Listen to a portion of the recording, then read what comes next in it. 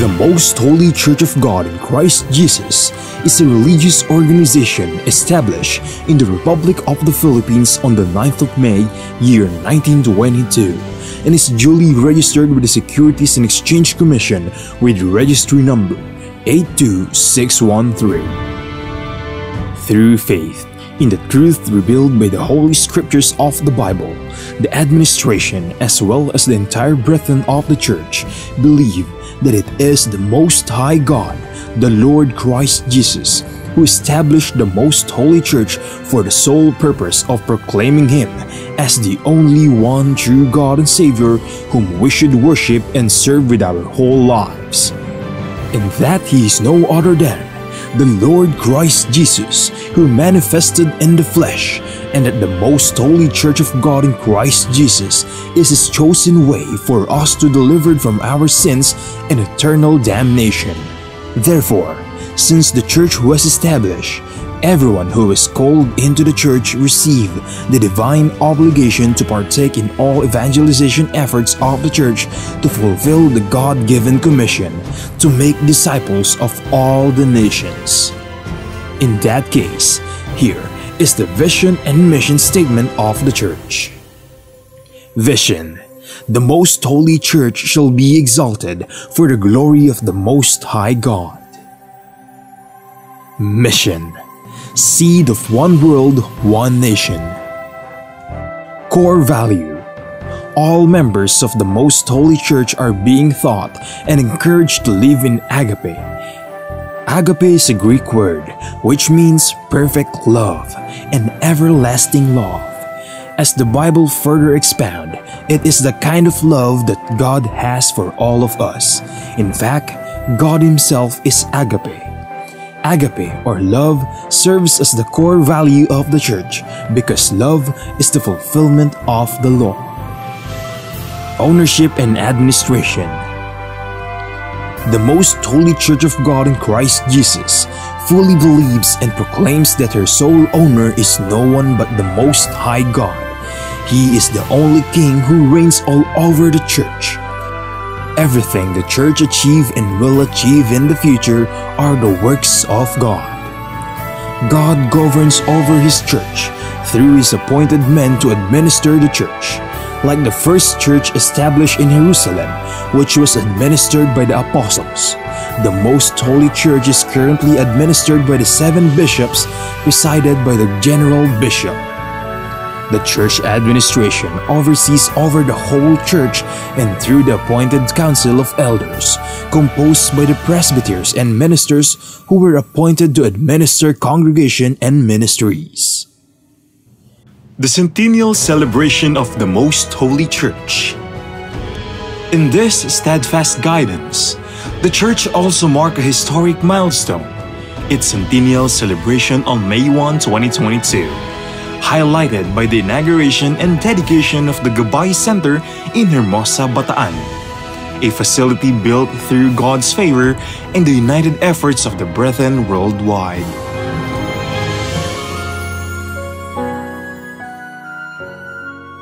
Expansion and growth.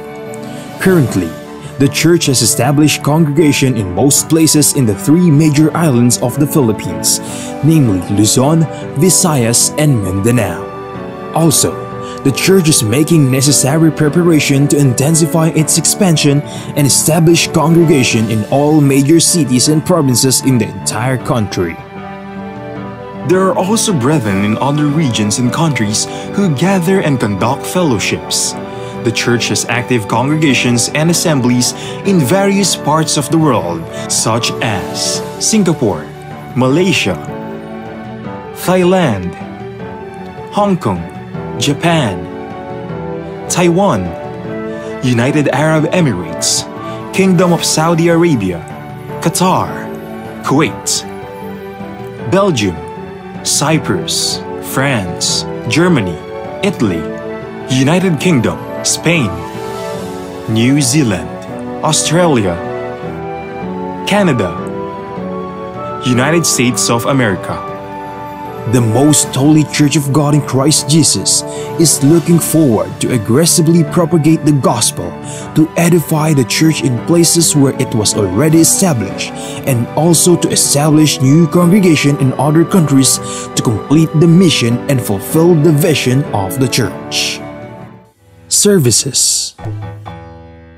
Since the main purpose of the existence of the church is to propagate the gospel to all nations, the Most Holy Church established various evangelization efforts of the church to reach more people even in the farthest corners of the world.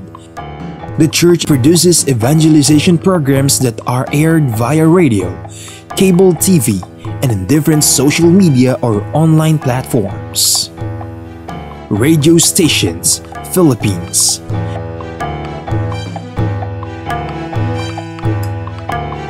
Cable TV channels.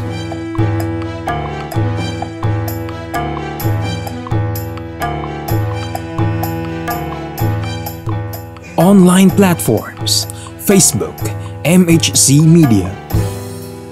YouTube, The Most Holy Church. Official website, www.mostholychurch.com. Charity. Aside from actively upholding evangelization efforts, the Most Holy Church is also active in charity works. Here are some of the ministries of the Most Holy Church established to serve both members and non-members of the church. Lingap Agape Ministry.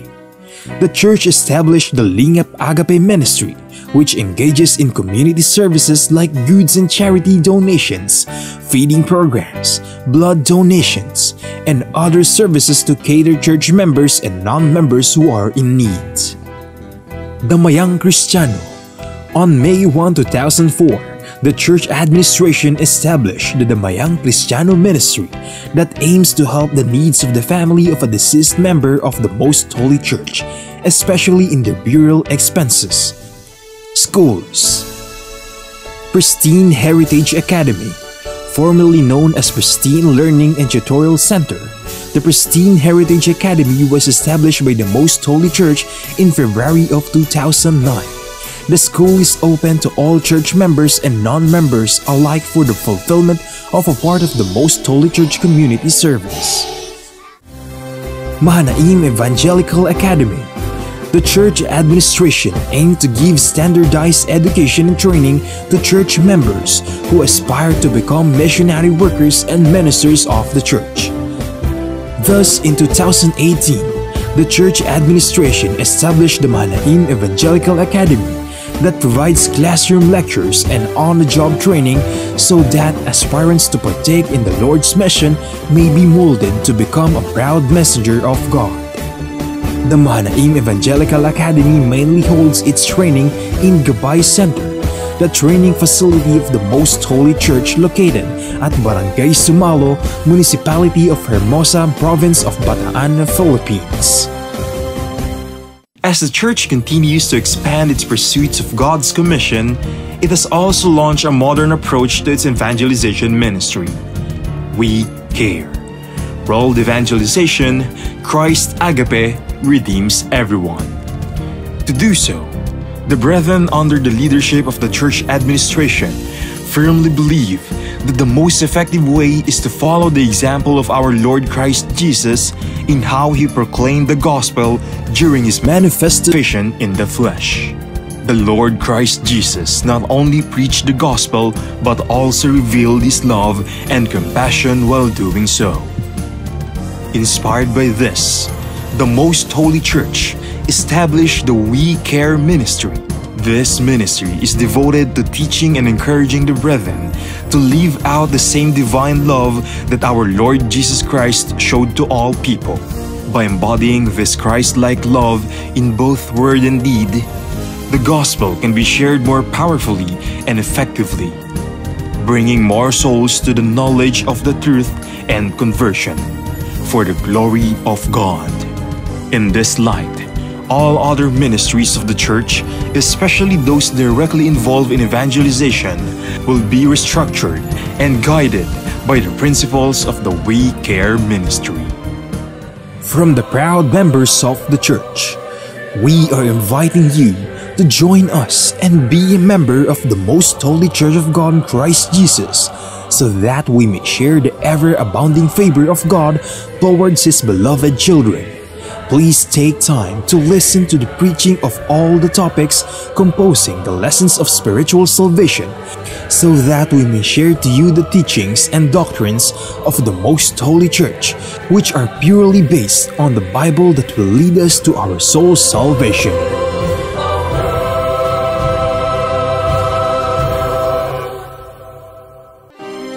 Maraming tanong, maraming sagot, maraming haka-haka at maraming mga katha. Nagsasalimbbayang mga paliwanag, gaya ng hangin ng aral na nagdadala sa tao sa magkabi-kabilang paniniwala. Ngunit, isa lamang ang dapat matanghal: ang sagot ng Biblia.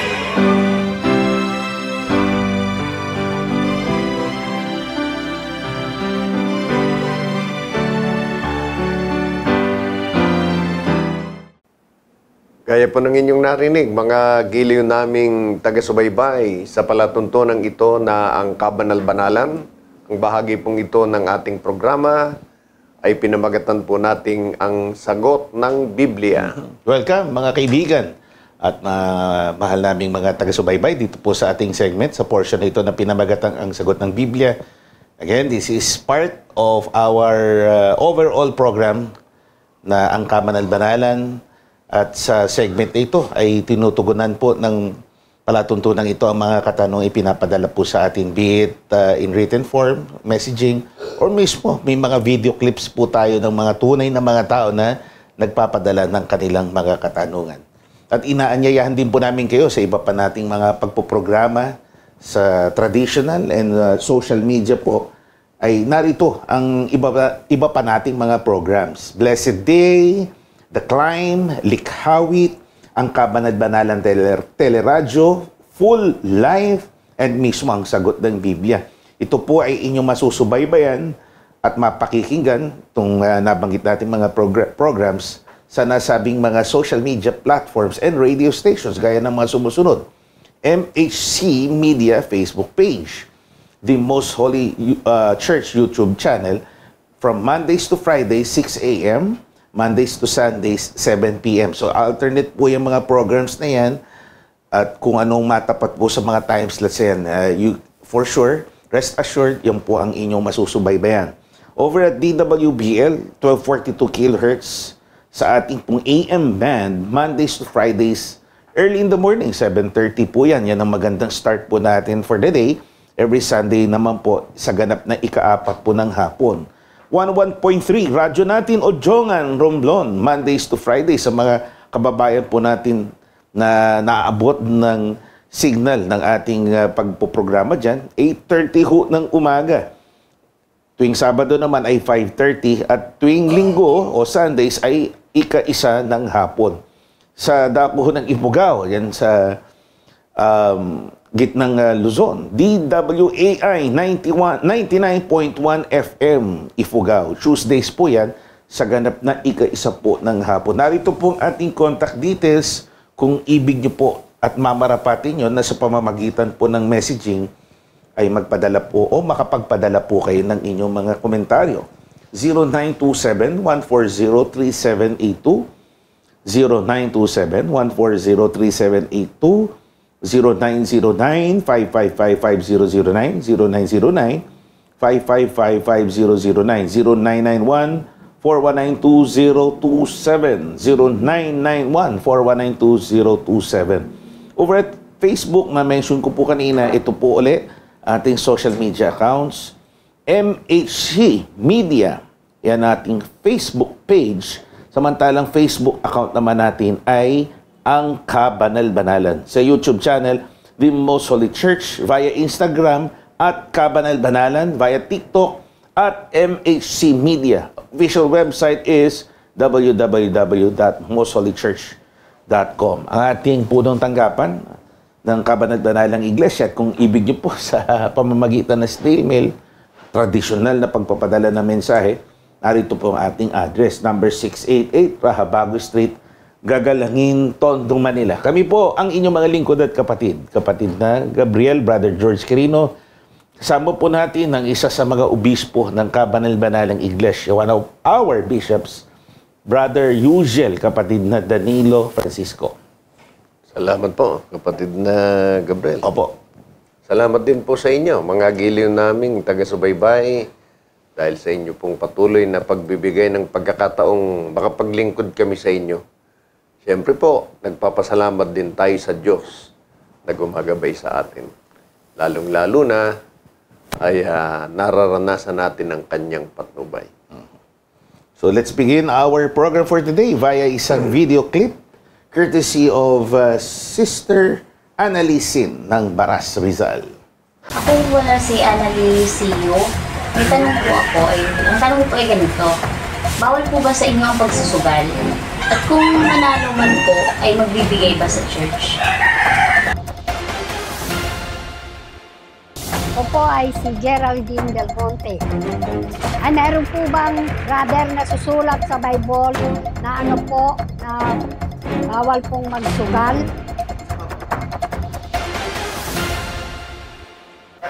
So yan, Yusiel.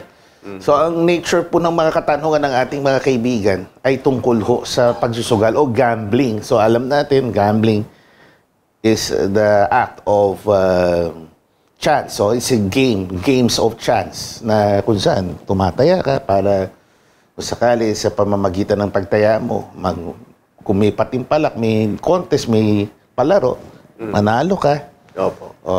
Pag nanalo, makukuha mo kung ano man ang papremyo buhat dun sa kalaban mo. Halimbawa nga, yung larong baraha. Opo. Sa mga kaibigan nating Chino, Mahjong, may mga gambling sa pamamagitan ng casino. Kamakailan lang na ipinagbawal daw sa Pilipinas yung online gaming naman sa pamamagitan po ng offshore gaming operations dati, yung Pogo. So, ayun ang pangkalahatang tanong, kapatid na Yusiel. Meron ho ba yung diretso na pangungusap sa Biblia?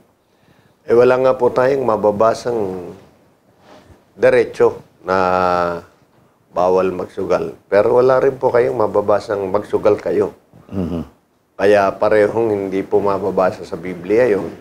Kaya hindi po natin ini-encourage ang sinumang kapatid, lalong hindi po natin pinapayagan na talagang magsugal dahil hindi po yan ang utos ng Diyos para ang tao ay magkaroon ng panustos sa kanyang pangangailangan. Opo. Ang nakasulat po sa Biblia na paraan para magkaroon ang tao ng panustos sa kanyang pangangailangan, hindi po magsugal. Wala pong ganyang utos ang Panginoon. Kaya wala tayong mababasang bawal, wala rin tayong mababasang utos yan. Kaya hindi yan ang dapat natin gawin. So, dahil ito ang sagot ng Biblia, ang nakasulat po sa Biblia, kung ang gusto natin ay para magkaroon ng panustos sa ating pangangailangan, basahin po natin. Narito sa Genesis 3 at 19, unang talatang ipaglingkod po natin sa araw na ito. Sa pawis ng iyong mukha ay kakain ka ng tinapay, hanggang sa ikaw ay mauwi sa lupa, sapagkat diyan ka kinuha, sapagkat ikaw ay alabok, at sa alabok ka uuwi. So nasa unang bahagi po, ang tugon ng Biblia tungkol sa issue na ito, kapatid na Yusiel. Oo, kasi pag kami mga tinatanong, nahuli ng pulis, bet ka nagsusugal, nagbabaka sakali po Yun, baka sakali. At wala po kasing pambili ng gatas yung aking maliit. Opo, aking anak, sanggol. Opo. Sa Biblia po, hindi ang paraan ay magsugal tayo. Opo. Kundi ayon sa sinasabi, sa pawis ng ating mukha. Ano ba ibig sabihin ng kapatid na Gabriel? Yun isang paraan ng papaliwanag ng Biblia. Ibig sabihin, pinagpagalan. Pinagpawisan. Yun ibig sabihin may, sa literal na obrero ka o laborer, bago ka kumita, talagang nagpapatulo ka ng pawis. So, yun ibig sabihin yan Pinagpawisan mo, saka ka makakakain ng tinapay. Pinagpagalan mo ang isang bagay, saka ka may kinita para meron kang kainin. Kaya yan ang talagang proseso na itinuturo ng Diyos para magkaroon tayo ng panagot sa ating pangangailangan. Ngayon, kung ang gusto natin ay katulad ng pagsusugal, iniimbot natin yung nasa bulsa ng iba. Meron kasing ang paraan, dinudukot. Opo. Ino-hold up. Ito naman, hindi pagnanakaw. mo hold up. Iniimbot. Iniimbot. Ang paraan niya, Opo. yayain niyang magsugal. Pwede ba yun? Ayon ba yun sa Biblia? Pareha sila nag-iimbutan actually. Ano? Opo. Sige, sangguniin natin ang kasulatan. Exodo 20 at 17. Dito po, mga kaibigan. Huwag mong, simula pala, huwag mong iimbutin ang bahay ng iyong kapwa. Huwag mong iimbutin ang asawa ng iyong kapwa, ni ang kanyang aliping lalaki o babae, ni ang kanyang baka, ni ang kanyang asno, ni anumang bagay ng iyong kapwa. Yan.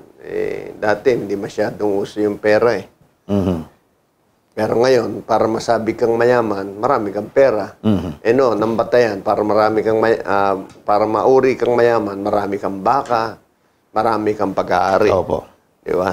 So mayaman yun. Sabi ng Biblia, yung kayamanan na yon, wag mong iimbutin. Di ba? So hindi dapat na ayon sa masamang paraan, gusto nating mapunta sa atin yung pag-aari o kayamanan ng ating kapwa. Yun ang ibinabawal po ng Biblia. Ngayon, paano ba sa isang paraan, iniimbot natin yan? Nasabi nga kanina, yung iba ninanakaw. Opo. Yung iba naman, nagsusugal sila. Yung pag-iimbot sa wikang Ingles, covet. Yung yearning to possess the property of another. Desiring na mapunta sa iyo.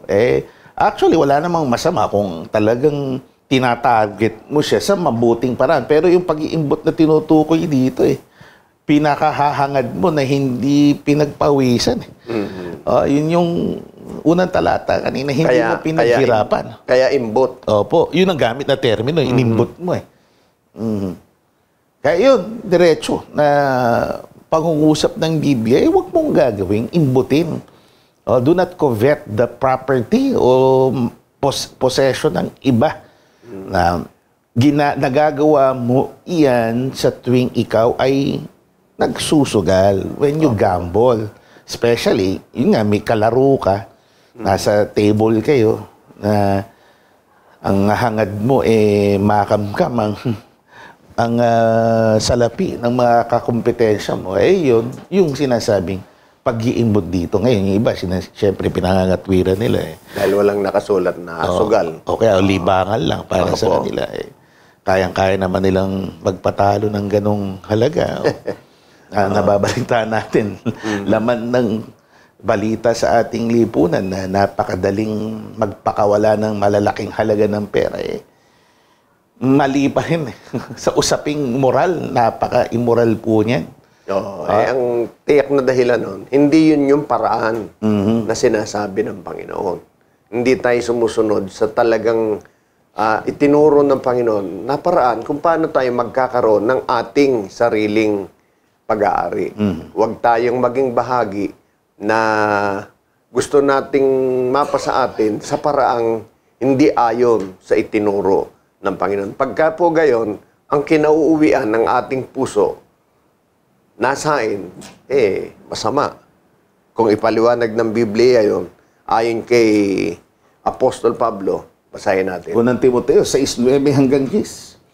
Datapwat ang mga nagsisipag-nasang yumaman ay nanguhulog sa tukso at sa silo at sa maraming mga pitang hangal at nakasasama na siyang naglulubog sa mga tao sa kapahamakan at kamatayan, sapagkat ang pag-ibig sa salapi ay ugat ng lahat ng uri ng kasamaan, na sa pagnanasa ng iba ay nangasinsay sa pananampalataya at tinuhog ang kanilang sarili ng maraming mga kalumbayan. Yan. Ang nahuhulog sa ganyang kalagayan yung matindi ang pagnanasa sa salapi, na dahil sa pag-ibig sa salapi, nakagagawa siya ng sari-saring masama.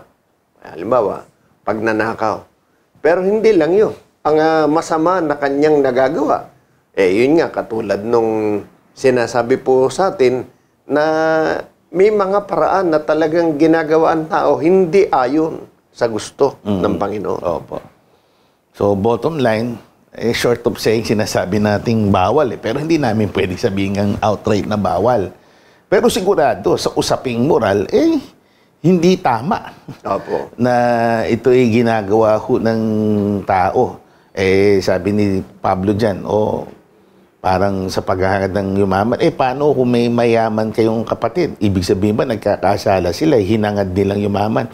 Ang karakter ho ng Kristiyano kasi, hindi yung outright na hinahangad ng kayamanan, kundi yung hinahangad yung pagkakaroon ng kabuhayan hanggang sa kinabukasan. Ngayon, kung binigay sa kanya ng Diyos ng sagana yan at siya yumaman, hindi ibig sabihin hinangad niya talagang yumaman. Hindi katulad ng iba, talagang ang ambisyon sa buhay, ang kanilang nasahin sa buhay ay ang pagyaman. Hindi outright masama yun. Kaya lang problema nga, sabi nga dyan ni Pablo, nahuhulog ang tao sa paghahangad na ito. Yun ang dinidesire niya sa buhay niya. Lalo na kung ang paraan ng gusto niya ng pagyaman ay sa paraan ng pagsusugal. Maraming nagsasangasangang kasalanan na kasama nitong pagsusugal. Kasi nga, yung paraan hindi ayon sa gusto ng ating Panginoon at dahil sa kagustuhang kaagad ay mapasa kanya, nasa kanyang puso na nga yung pag-ibig sa salapi, yun, nakakaisip siya ng iba't ibang paraan, sari-saring masama na dahil doon, kinahuhulugan niya na yaon ay kapahamakan. Yun. Ayun sa issue ni sister, sabi niya kung inaabuli ba, parang tinatanggap ba ng iglesia? Kasi sa pag-aabuli sa church, hindi naman inaalam kung saan galing. Basta ito ibinibigay ng masaya. Sinampalatayanan. Hindi inaalam kung inuusisa bang bawat isang kapatid. Yan ba'y galing sa sugal? Hindi ko nating ginagawang gayon.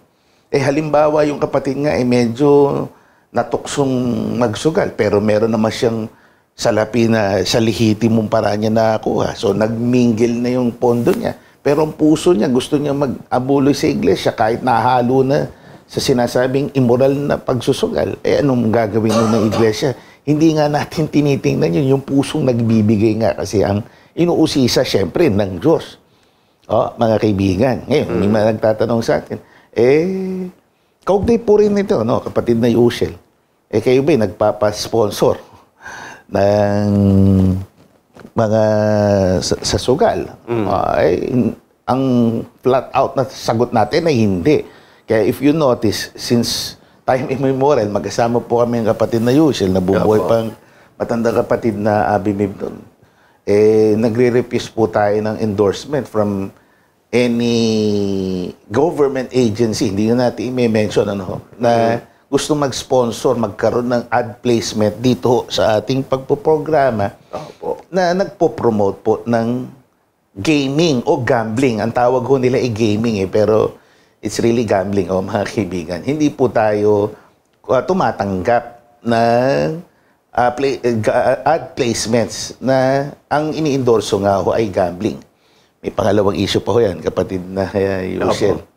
Tungkol ho dyan sa gaming. May mga nagtatanong din, payamanin na natin itong ating talakayan.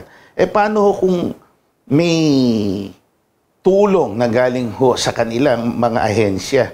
Bawa, nangangailangan ng tulong sa pagpapagamot. Kinakapos ng... Kasi yun charitable institutions din. Itong binabanggit natin government agencies na ito mga kaibigan, tinatanggap po yan ng individual na mga kapatid. Kasi ang mandato naman, sige, pangalanan na natin. Ang mandato ho ng PAGCOR, Philippine Gaming Corporation, ang mandato po ng may mga operations pa ho ang PCSO, Philippine Charity Sweepstakes Office. Ang mandato po yan magbigay nga, kaya nga Philippine Charity. Pagbibigay ng charity sa mga nangangailangan, sa mga tao na nangangailangan nga nito. Mandato po nila, regardless kung galing pa ho yan sa gambling, yan po ay tulong na binibigay sa mamamayan. So hindi natin dinidiscourage yung kapatiran sa church, kapatid na usual, na lumapit sa kanila. Kaya inulit po natin, mandate po kasi yan ng government agencies na magbigay ng tulong sa mga nangangailangang mamamayan. Bilang tao. Bilang mamamayan. Opo. At regardless, kung sabi nga, bakit kayo kukuha niyan? Medyo may mga ibang grupo ng relihiyon, nasa sa kanila yun. Medyo tinutulog sa nilang diretso. Kinokondena nila. Sinasabi, masama yan. Tayo, sinasabi natin, hindi law biblika. Masama yung ginagawa niyong pagsusugal. And yet, on the side, tumatanggap po sila ng tulong mismo para sa kanilang church. Which should not be the case. Hindi po ganun ang polisiya ng kabanal-banalang iglesia. Salamat po. Sana na-settle po nung ating sagot, ng sagot ng Biblia, itong ating tanong ng ating mga sisters. Next question po natin, courtesy of Lian Feliciano. Ang tanong po niya, kapatid na Yushel, makapagliligtas po ba ng kaluluwa ang mabuting gawa? Kung hindi, kailangan pa po ba nating gumawa ng mabuti? Nasagot na po namin ng mga nakaraan pa.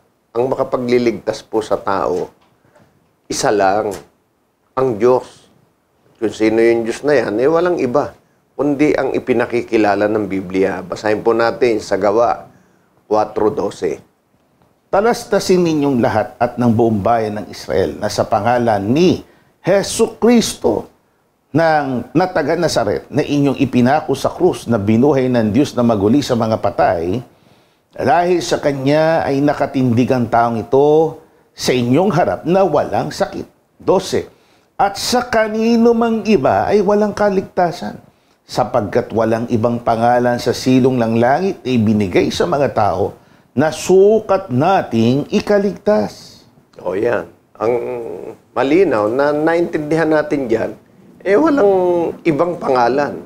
Walang ibang dapat tayong makilala na makapagliligtas sa atin, kundi ang Panginoong Kristo Jesus. Kaya wala pong pagbabago yun mula noon hanggang sa kasalukuyan. Ang makapagliligtas sa atin, hindi po ang ating gawa, kundi yun talagang tagapagligtas. Yung gawa natin, kailangan nating gawin kung ano kalooban ng Diyos. Pero ang tagapagligtas pa rin natin, ang Panginoong Diyos, na walang iba kundi ang Panginoong Kristo Jesus. Ang ibig ba sabihin nun, hindi na nating kailangan gumawa para iligtas tayo ng Panginoong Kristo Jesus. Hindi po ganun ang turo ng Biblia. Kailangan nating gumawa, pero hindi dahil gumagawa tayo, ililigtas na tayo ng ating Panginoong Kristo Jesus. Siyempre, nasa Kanya pong pagpapasya yun. At kung paano tayo gagawa, basahin natin ang nakasulat sa Biblia. Sa Gawa 10:1 hanggang 4. Opo, narito po ang isang kasaysayan ng isang lalaking nagngangalang Cornelio. At may isang lalaki nga sa Cesarea na nagngangalang Cornelio, senturyon ng pulutong na tinatawag na pulutong Italiano. Isang taong masipag sa kabanalan at matatakutin sa Diyos, siya at ang buong sambahayan, at naglilimos ng marami sa mga tao at laging nananalangin sa Diyos. Nakita niyang maliwanag sa isang pangitain nang may oras na ikasyam ng araw na pumapasok na patungo sa kanyang isang anghel ng Diyos na nagsasabi sa kanya, Cornelio, Cornelio. At siya sa pagtitig niya sa kanya at sa pagkatakot niya ay nagsabi, ano ito, Panginoon? At sinabi niya sa kanya, ang mga panalangin mo at ang iyong mga paglilimos ay nangapailang lang na isang alaala sa harapan ng Diyos. 13. At kanyang isinaysay sa amin kung paanong nakita niya ang anghel na nakatindig sa kanyang bahay na nagsasabi, magsugo ka sa Jope at ipagsama mo si Simon na may pamagat na Pedro, na siyang magsasaysay sa iyo ng mga salita na ikaliligtas mo, ikaw at ng buong sambahayan mo. Yan. Maliwanag yan. Si Cornelio at ang kanyang buong sambahayan. Sabi ng Biblia, si Cornelio matatakotin sa Diyos, mapanalanginin, naglilimos ng marami, hindi kuripot. Generous. Talagang mabuting tao. Pagka ang tatanungin natin dyan, yung mga kapitbahay natin, sasabihin, nako, sigurado sa langit mapupunta yan. Opo. Kasi napakabuting tao niyang si Cornelio. Yun ang panukat ng tao. Pero anong sabi ng Diyos? Magsugo ka sa Jope. Naalala ng Diyos yung iyong mga kabutihang ginagawa.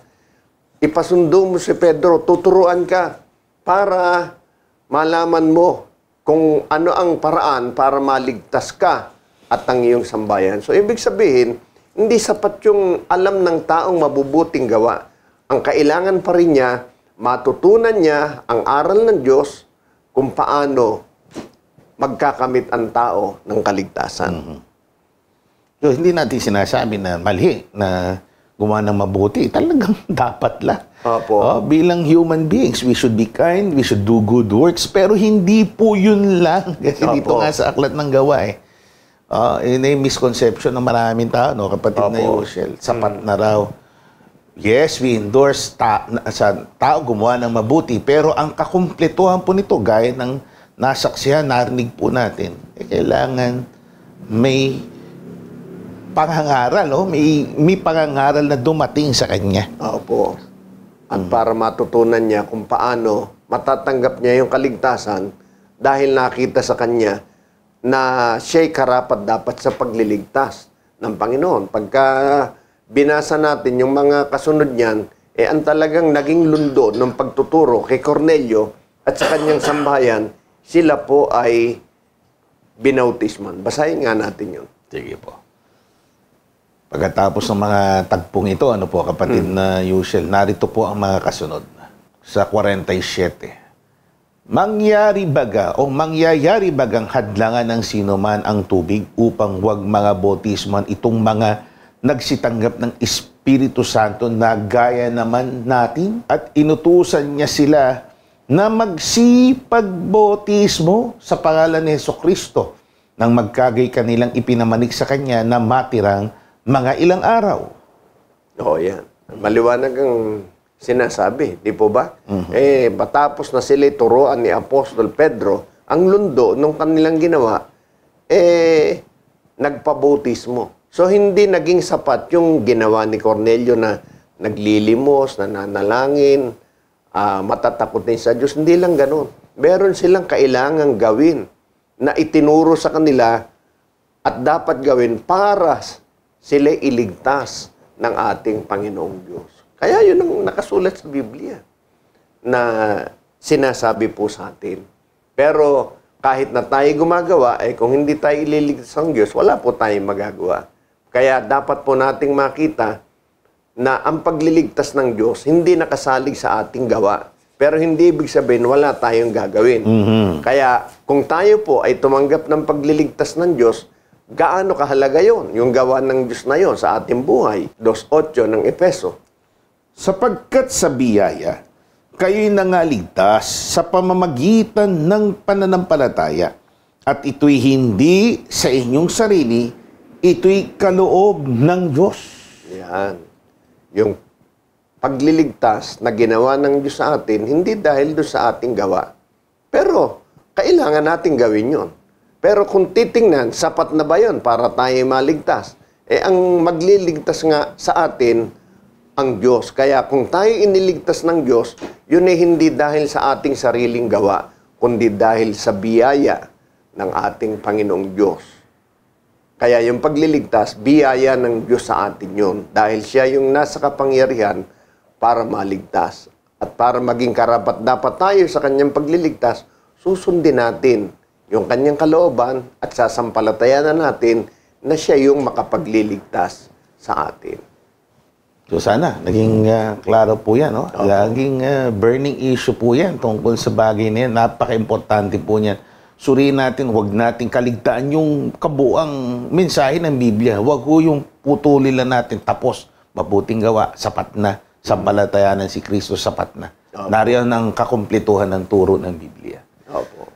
So Pakinggan po natin ang isang tinig o awitin po ng ating kapatid mula po sa Bungabo, Nueva Ecija, si Brother Arnon Adrian Corpus.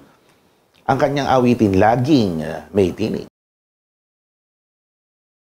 Kapayapaan po sa mga sumusubaybay sa programang Ang Sagot ng Biblia. Ako po si kapatid na Arnon Adrian Corpus, Choir of Zion members sa loob ng Kabanal-Banalang Iglesia ng Diyos kay Kristo Jesus, na maglilingkod sa inyo through original songs sa loob ng aming church na tinatawag na Likhawit, na nagsisilbing paalala na bawat araw ay may dalang pagkakataon upang ialay sa Diyos ang ating tinig at buhay. Hindi dapat masayang ang panahon, bagkus ay gamitin upang siya ay papurihan, paglingkuran at pasalamatan. At ang awit po na ito ay may pamagat na Laging May Tinig.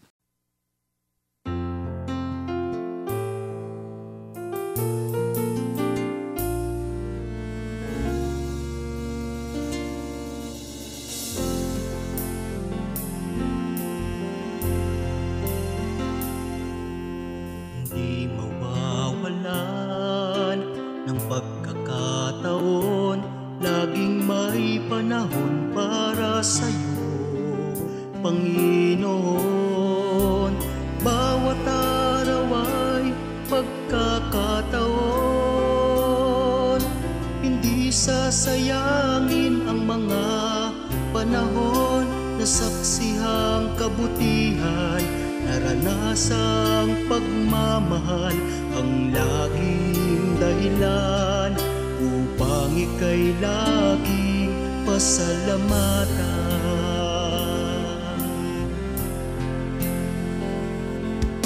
Hindi mawawalan ng pagkakataon, laging may panahon para sa'yo, Panginoon.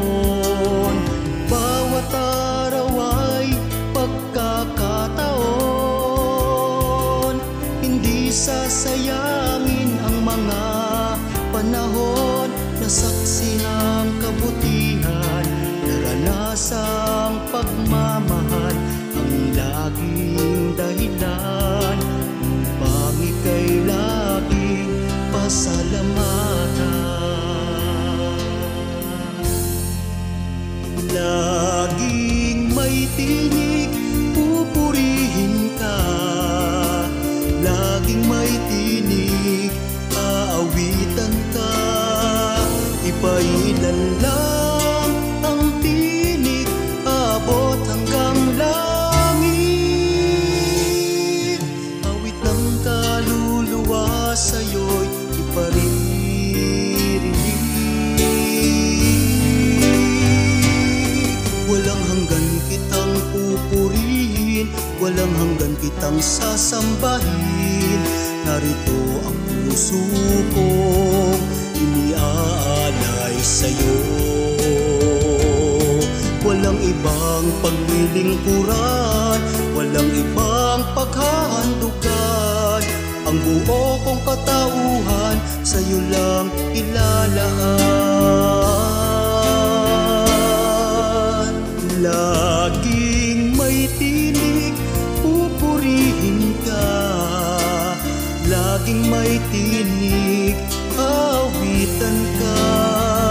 Ipailan lang ang tinig, abot hanggang langit. Awit ng kaluluwa sa'yo'y iparirinig. Laging may tinig, pupurihin ka. Laging may tinig, awitan ka. Ipailan lang ang tinig, abot hanggang langit. Awit ng kaluluwa sa'yo'y iparirinig.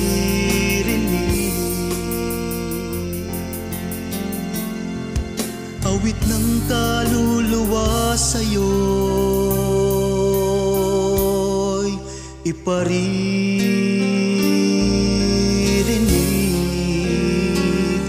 iparirinig.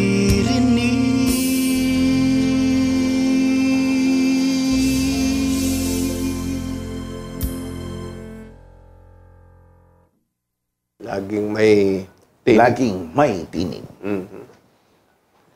Kasunod po, let's watch itong video clip number natin. Ako po si Lourdes Maglalang. Isa akong Katoliko. Ang itatanong ko lang is, bakit mostly sa Christian, ang pagbibinyag is yung may malaki na. Sa amin na Katoliko is, ang binyag sa amin is mga bata. Yung bagong panganak, ganyan. Yun lang ang tanong ko. Mabuti po yung inyong obserbasyon na yun, ano, kapatid Opo. na Gabriel. Opo. Dahil talagang malinaw sa kanya, sa mga Christian, sa Tagalog, o kaya sa Kastil, sa mga Kristiyano, eh, ang pagbabautismo sa malalaki na. Opo. Eh bakit ba nga ganon yung bautismo na sinasabi sa atin ng banal na kasulatan? Eh kasi po, itinuro ng Panginoon niya kung sino ang dapat na bautismohan. Yung salitang bautismo, yun din po yung binyag. Opo. Kung sino yung dapat binyagan, hindi po niya sinabi na ang binyagan ninyo yung sanggol. Kundi ang itinuro niya na dapat bautismohan, merong criteria na hinihingi. At yun ay mababasa natin sa Marcos, Kapitulo 16, versikulo 15 hanggang 16. Darito, mga kaibigan, ang nakasulat sa Biblia. At sinabi niya sa kanila, magsiyaon kayo sa buong sanglibutan at inyong ipangaral ang ebanghelyo sa lahat ng kinapal. Ang sumasampalataya at mabautismuhan ay maliligtas. Datapat ang hindi sumasampalataya ay parurusahan. O yan. Yan po ang kahingian para ang tao ay makasunod sa pagiging karapat dapat sa bautismo, dapat po sumasampalataya. Kaya hindi po iniutos ng Panginoon na bautismohan ng sanggol. Ang utos niya na nakasulat sa Biblia, yung sumasampalataya ang dapat bautismohan. Eh, alam na alam niya naman, pagkasanggol, paano makasasampalataya yung kapatid na Gabriel, di ba? Eh tayo, may bago lang tayong lolo. Nakakasaksiot sa bata eh. Talagang wala pa kong brain development po yan. Ibig sabihin, hindi nga nakapagsasalita. Nakapag-express lamang po yan na naramdaman niya sa pamamagitan ng tawa, sa pamamagitan po ng iyak. Pero yung sabihin natin, talagang nakapag-comprehend, nakakaintindi na, at more so, sumampalataya, hindi pa kayang gawin. Opo. Kaya hindi po binibinyagan ayon sa Biblia ang sanggol. Opo. Hindi po itinuturo ng Diyos yun. So kung saan ang galing yung turo na ang sanggol ay binibinyagan, tuwiran po namin sinasabi, hindi po itinuro ng Diyos yun. Hindi itinuro ng Panginoong Kristo Jesus. Kaya yung aral na yon wala po sa Biblia. Kaya hindi po ginagawa ng mga Kristiyano sa kabanal-banalang iglesia yung pagbabautismo sa sanggol. Ngayon, bakit ba binabautismohan yan? Doon sa sinabi nyo po na kinagisnan nyo na Katoliko. Sabi po kasi nila, may minamana daw kasalanan kasi yung bata. Kaya dapat bautismohan para malinis.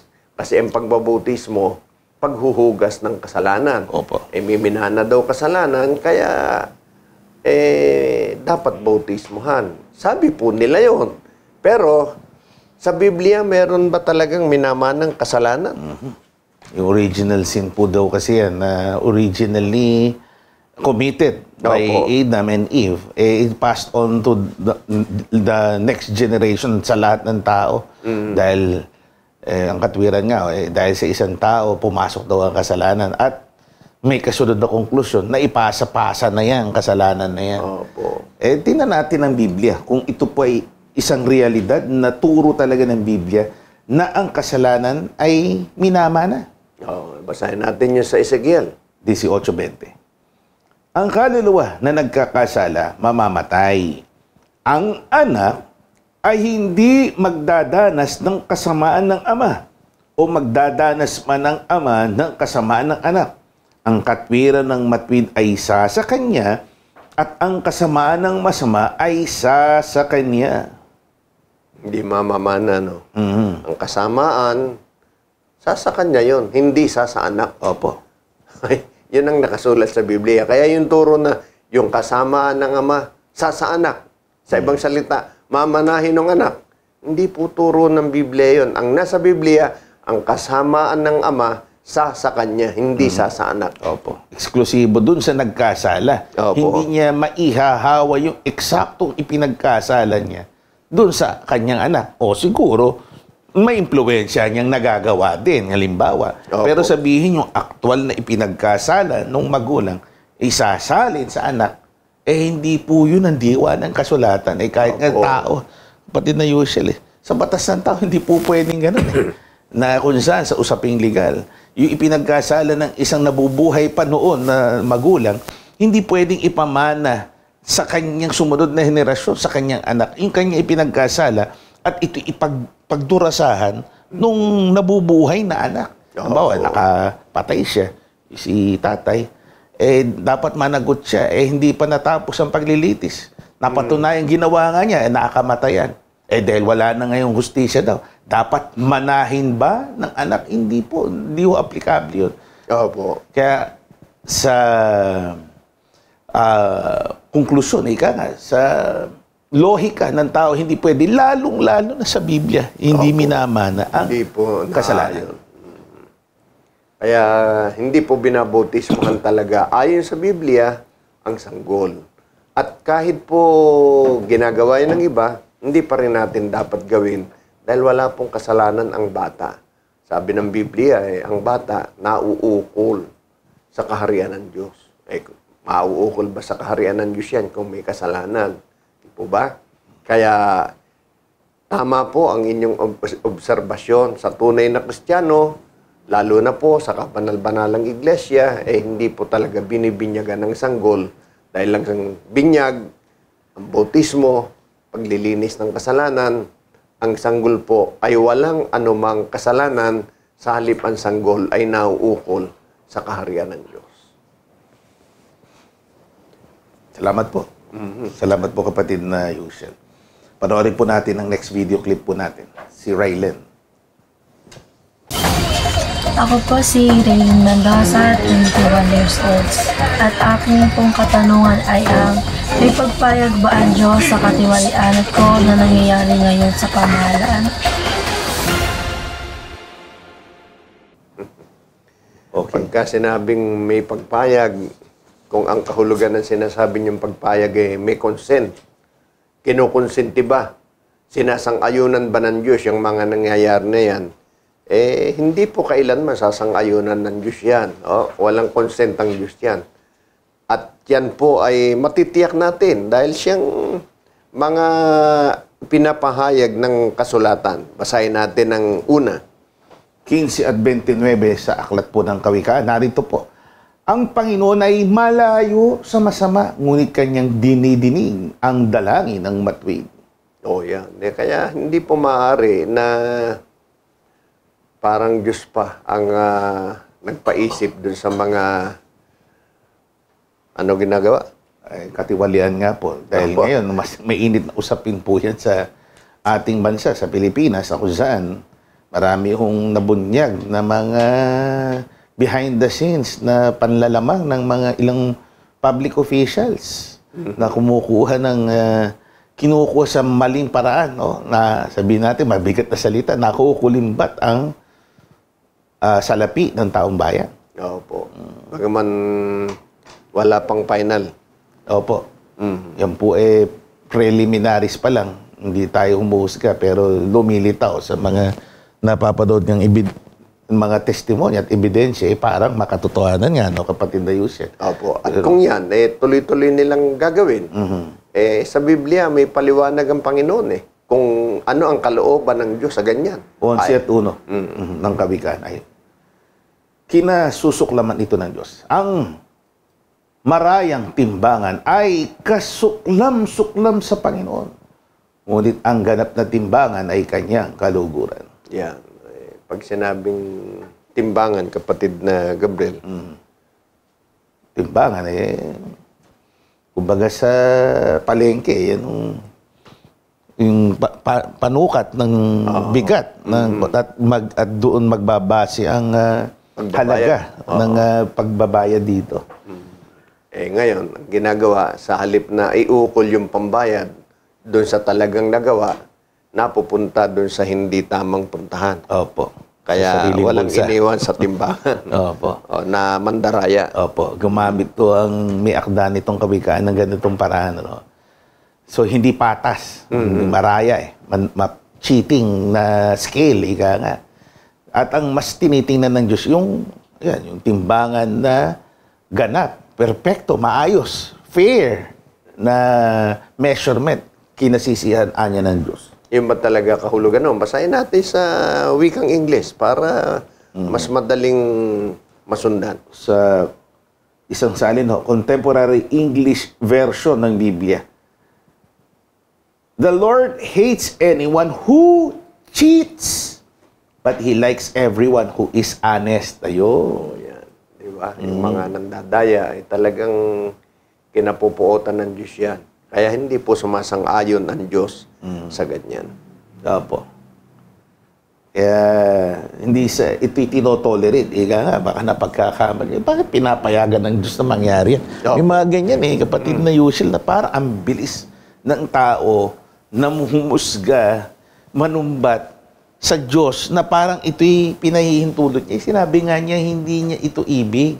Lamang nga, siyempre, ito, makailang ulit na natin na ipapaliwanag dito sa ating programa, na ang tao kasi binigyan ng kalayaan na magpasya. Sinabi ng Diyos, eto ang konsekwensya, ayaw ko niyan. Ayaw ko niyan. Klaro para sa kanya. Sinabi niya, He hates anyone who cheats, nandadaya. Ginagawa pa rin ng tao. Ayun, sabi nga ng Panginoon, malayo ko dyan. Hindi yan ang ibig kong mangyari para sa tao. At ang resulta niyan, pagka po ang tao ay hindi nagbago, katulad ng nakikita natin, nababalitaan lang yan, konti-konti lang, ay ngayon parang talamak na talaga. Opo. Ano ang resulta niyan pagdating ng panahon? Narito, sa kawikaan pa rin, 1:24 hanggang 28. Sapagkat ako'y tumawag at kayo tumanggi. Ayan. Aking iniuunat ang aking kamay at walang makinig. Hindi inyong inuwi sa wala ang buo kong payo at hindi nyo inibig ang aking saway. Ako naman ay tatawa sa karawan ng inyong kasakunan. Ako'y manunuya pagka ang inyong takot ay dumarating. Pagka ang inyong takot ay dumarating na parang bagyo. At ang inyong kasakunan ay dumarating na parang ipo-ipo.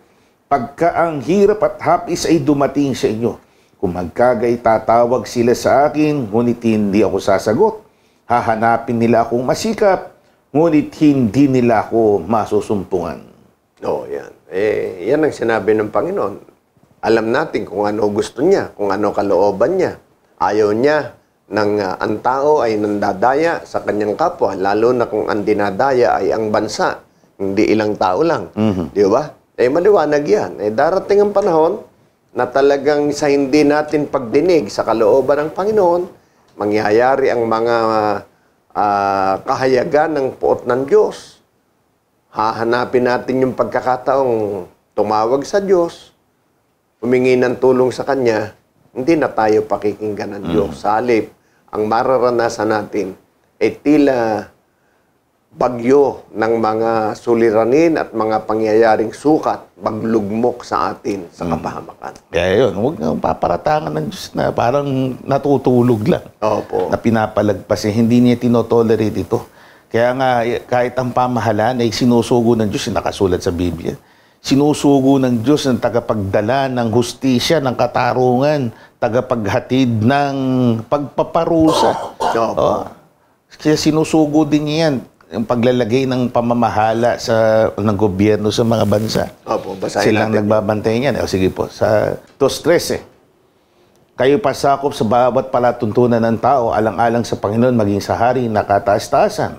Sa mga gobernador na sinugo niya, ayon, sa panghihiganti sa nagsisigawa ng masama at sa kapurihan ng nagsisigawa ng mabuti. Yan. Yung gobernador na sinugo niya para gumawa ng mabuti. Kung ang gobernador gumagawa ng hindi mabuti. Opo. Hindi yun yung sinugo ng Diyos. Opo. Yung gobernador na tinutukoy dyan na kasangkapan ng Panginoon, yung sumusunod sa instruction ng Panginoon, siya'y dapat na gumagawa ng mabuti at hindi niya kinukonsinti yung gumagawa ng masama. Yan. Yan. Yung mga nangyayari yan, tama. Tayo po may collective anger ngayon. Minsan tumatawid na sa mga pinapabura natin mga politiko, nagkakaisa na ngayon. Dahil sobra na sa kabila ng mga nangyayaring mga nabibiktima, nasusugatan, nawawalan na ari-arian, nangamamatay. Bunga ng malaking dilubyo ng pagbabaha. Ayun, nagtatampisaw ang ilan sa dami ng salapi. Nagwawalda sa paglalaro sa kasino, etc. etc. Nararamdaman nyo. Kami din parang nagagalit. Siyempre, hindi palalagpasin ng Diyos yan. May ibabaon ang Diyos. Kahit sino. Regardless kung ano man ang politikong tinitingnan natin, ibabaon ng Diyos upang ipataw ang penalty o ang pagpaparusa sa sino mang gumagawa ng ganyang mga katiwalian. Opo. Salamat po. Maliwanag po. Hindi po kinukonsinti ng Diyos yan. Hindi sang-ayon ang Diyos dyan. Okay. Merong final awit para today. Balikan natin si Brother Arnon Adrian Corpus. Pag-ibig ko sa'yo, kanyang pangalawang awitin. Kapayapaan pong muli sa aming mga taga-subaybay sa programang ito. Ang susunod ko pong awit ay patungkol naman sa pinakamahalagang handog na maaari nating ibigay sa Panginoon. Ang ating wagas na pag-ibig. Pinahayag dito na anuman ang ating maranasan, mananatiling sa Panginoon nakalaan ang ating katapatan at buong pusong pagmamahal. Narito po ang isang awit na may pamagat na Pag-ibig ko sa'yo.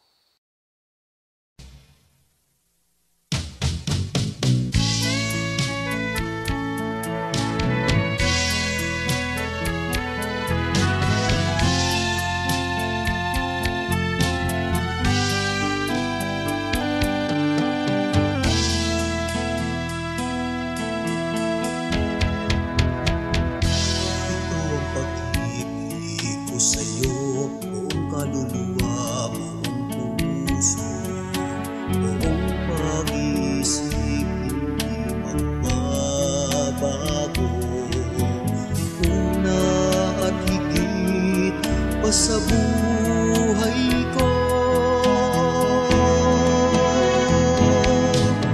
higit kanino man, higit sa kayamanan, hindi man lalamig na pagmamahal, ang alab ay walang hanggan.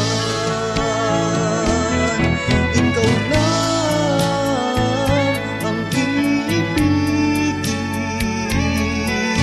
walang ititira para sa akin. Ito ang pag-ibig ko sa'yo, Ama ko, Hari ko, Panginoon ko.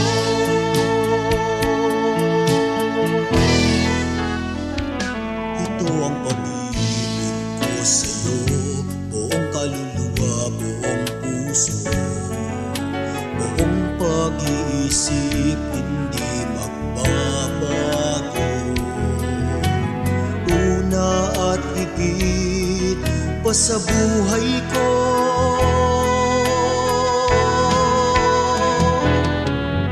higit kanino man, higit sa kayamanan, hindi man lalamig na pagmamahal, ang alab ay walang hanggan. Ikaw lang ang iibigin, walang ititira para sa akin. Ito ang pag-ibig ko sa'yo, Ama po, Hari ko, Panginoon ko. Lagi ka sa aking isip, nandito ka sa aking puso, nag-aari sa aking buhay, nagmamay-ari ng kaluluwa. Lagi ka sa aking isip, nandito ka sa aking puso, nag-aari sa aking buhay, nagmamay-ari ng kaluluwa. Ikaw lang ang iibigin, walang ititira para sa akin. Ito ang pag-ibig ko sa'yo, Ama ko, Hari ko, Panginoon ko.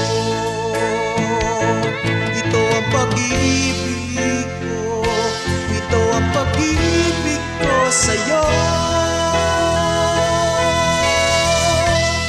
Panginoon.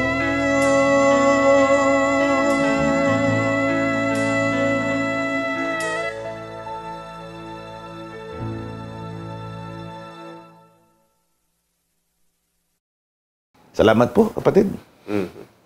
At sa pagkakataon pong ito, ibig man po natin na sagutin pa yung maraming ibang katanungan. Kapos na po tayo sa oras.